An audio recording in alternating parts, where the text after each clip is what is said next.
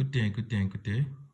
Today I want us to prove where this formula that we always see in the formula sheet comes from. So by now, you guys, I'm sure you saw, whenever we are simplifying trig, or when we're proving something in trigonometry, whenever we see sine 2, can be x, can be beta, can be alpha, can be theta, can be a. So whenever we see sine 2 something, we always expand it to 2 sine that angle cos that angle. So same thing, if it's sine 2x, we can expand to 2 sine x cos x. So now, so far we know about double angles. Also, the double angles, remember, they're there, sort of the compound angles. The compound angles, we know they are there in the formula sheet. They give them to us. There are 4 of them, the compound angles.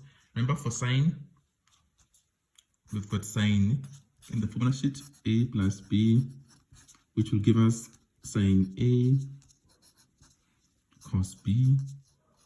Remember, the sign is the sign, positive sign will be retained. Then it becomes cos a, then sine b, then sine b. That will be our compound angle.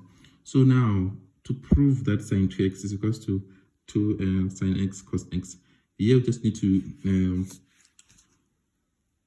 let's say we assume that let a and also b, because we've got x, so they just make a and b become x. Let a and b be equals to x, that we can have that sine 2x there. Since there I'm having a and b, so just make them x, a and b, and then from there onwards we'll put, remember, it's a will become x, same b will become x. So now we know, again, the same thing will apply when it expands.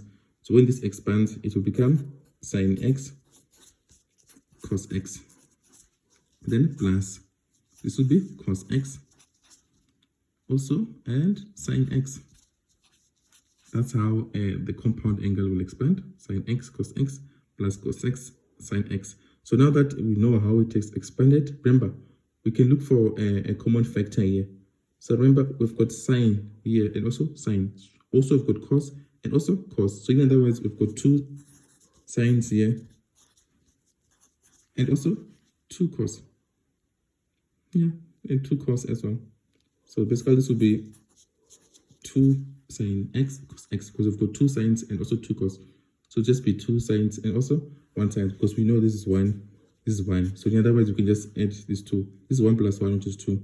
But I've got 1 sine also, and the sine, which just becomes 1 sine. Also 1 cos, 1 cos.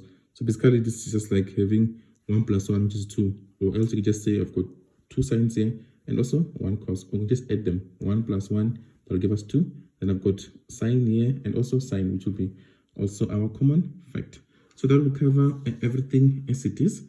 So that's how the formula comes from, in case if they were to ask you guys in exam, why is sine 2x equals to that x? So first thing first, make a and b x, then you expand afterwards. Once you expand, that only when you expand, it will take you to the right hand side. So in other words, you can say left hand side is equals to right hand side.